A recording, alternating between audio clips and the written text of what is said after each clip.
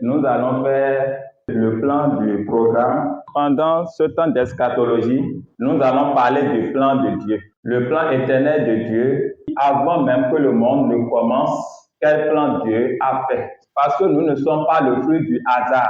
Si nous prenons la maison qui est construite ici, la maison n'est pas venue du hasard. C'est des hommes qui ont réfléchi, ont dit, ils sont d'accord de construire une maison. Ils ont fait le plan de la maison. Et les travaux ont démarré jusqu'à ce que nous sommes à la finition et on peut habiter. Donc si les hommes peuvent planifier ce qu'ils veulent faire, c'est pas Dieu qui ne va pas planifier. Aujourd'hui, quand nous sommes en train de parler par exemple de l'exemple de la construction, avant qu'une maison ne soit construite, on peut faire le plan, connaître le nombre de briques qu'on va utiliser, depuis la fondation jusqu'à la finition. Le propriétaire qui veut construire ou bien l'équipe qui veut construire ou bien les gens qui veulent construire peuvent appeler un architecte et va les faire tout le plan. Et tout ce qu'ils ont à dépenser, ils le sauront d'avance. Si l'homme est capable de planifier, d'anticiper, pour voir ce qu'il peut faire du début jusqu'à la fin avant que la chose ne démarre, c'est pas Dieu qui serait incapable.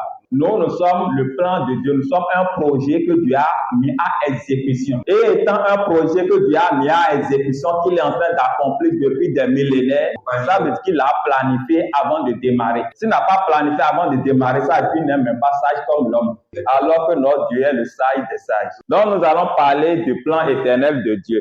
Dans ce plan, nous verrons premièrement avant la création, comment Dieu a planifié les choses. Deuxièmement, nous verrons de Adam à Jésus-Christ. Après cela, nous verrons de Christ à l'enlèvement de l'Église. Et pratiquement, enfin, nous verrons de l'enlèvement au nouveau ciel et nouvelle terre. Nous allons voir une vue globale de tout ce que nous voulons dire, pas un schéma. Donc, si nous allons commencer avant la création, lorsque nous parlons de avant la création, ça veut dire que c'est avant que Adam et Ève ne soient créés. Si Adam et Ève ont été créés, c'est quelqu'un qui les a créés. Adam et Ève ne sont pas le fruit de l'évolution comme la science le prétend.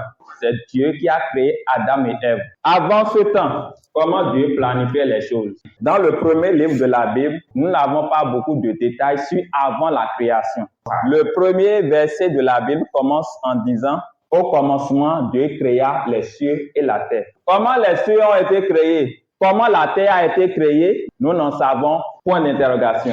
Au commencement, Dieu créa les cieux et la terre.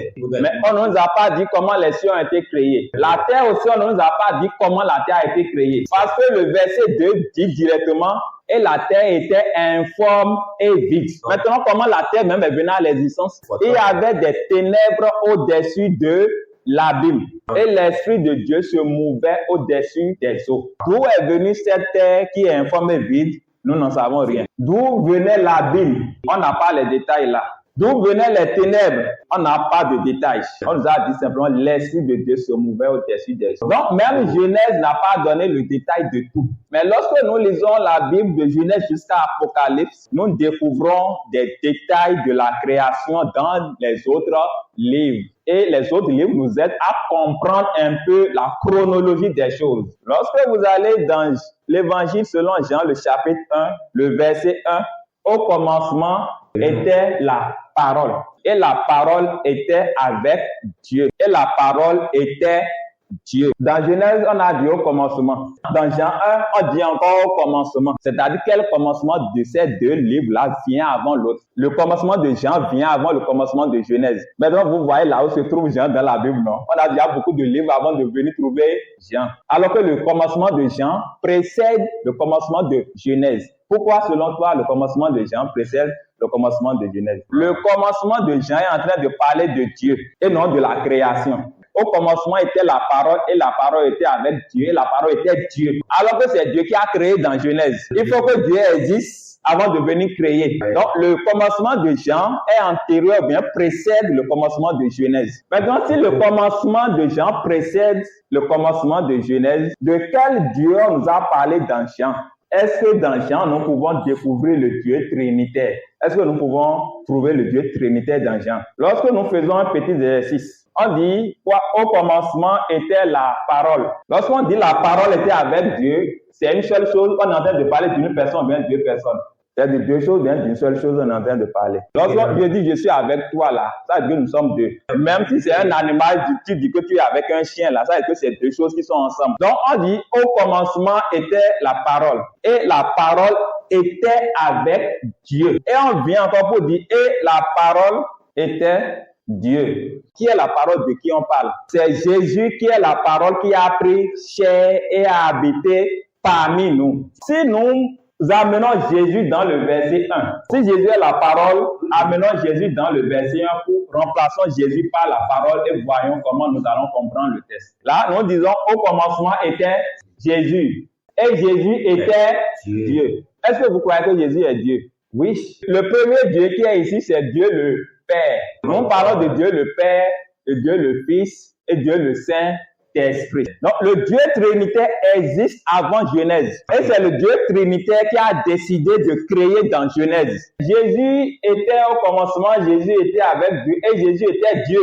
Donc, Jésus était avant Genèse. La preuve, c'est que lorsque vous continuez dans Jean, on dit, toutes choses ont été créées par elle. Donc, si Jésus existait avant la création de Genèse, ça veut dire que le Dieu trinitaire existe avant la création de Genèse. Nous avons Dieu le Père, Dieu le Fils et Dieu le Saint-Esprit. Donc, c'est ce Dieu trinitaire qui a planifié la création de la terre et des cieux. Et lorsque nous évoluons dans la Bible, nous allons découvrir encore des choses qui remontent avant la création de Adam et Ève. Lorsque nous lisons 1 Pierre 18 à 20. Le dernier verset que vous avez lu a dit quoi?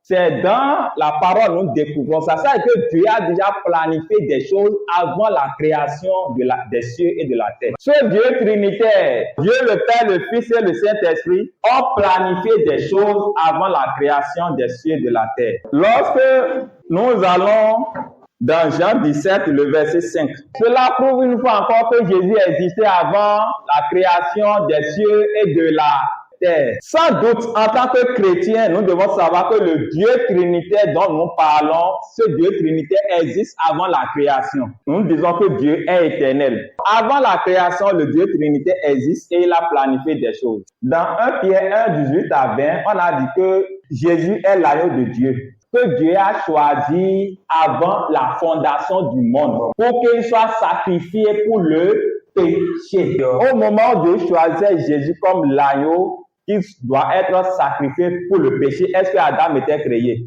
Non. Est-ce que Adam avait péché? Et comment ça veut dire que ce Dieu connaît les choses le Dieu que nous servons connaît les choses d'avance et il prend ses dispositions d'avance. Adam n'a pas encore été créé, Adam n'a pas encore péché et on a dit Jésus est l'agneau de Dieu choisi avant la fondation du monde pour le péché. Donc nous voyons qu'avant la création du monde, le Dieu trinitaire existait et il a planifié des choses. Nous représentons souvent le Dieu trinitaire de cette manière, le Père, le Fils et le Saint-Esprit. C'est le Dieu trinitaire. On a lu Jean 17, 5. On a vu Jésus qui parlait à Dieu pour dire de lui donner la gloire qu'il avait auprès de lui avant que le monde fût. On a vu dans 1 Pierre 1, 18 à 20 que Jésus est l'agneau choisi même avant la fondation de. Maintenant, il y a deux questions que nous devons nous poser. Si Dieu existait avant la création du monde et connaissait les choses qu'il veut faire avant la fondation du monde, comme un architecte qui a fait un plan, quel serait alors son but pour créer l'homme? On ne peut pas nous créer simplement dans le hasard. Ici, c'est avant la création du monde, nous avons le Dieu trinitaire. Quand on a quitté le Dieu trinitaire, nous sommes venus ici, cet intervalle, c'est les cieux. Qui sont les habitants des cieux? Les anges. Donc, nous avons la création des cieux et aussi les anges. Nous sommes d'accord? Le Dieu trinitaire a planifié de créer les cieux et la terre. Premièrement, il a créé les cieux et il a créé les anges comme habitants des cieux. La manière dont Dieu les a créés, il ne les a pas créés pour qu'ils se multiplient. Dieu les a créés d'une manière innombrable à la fois et chacun est indépendant. Dieu a créé des milliards d'anges.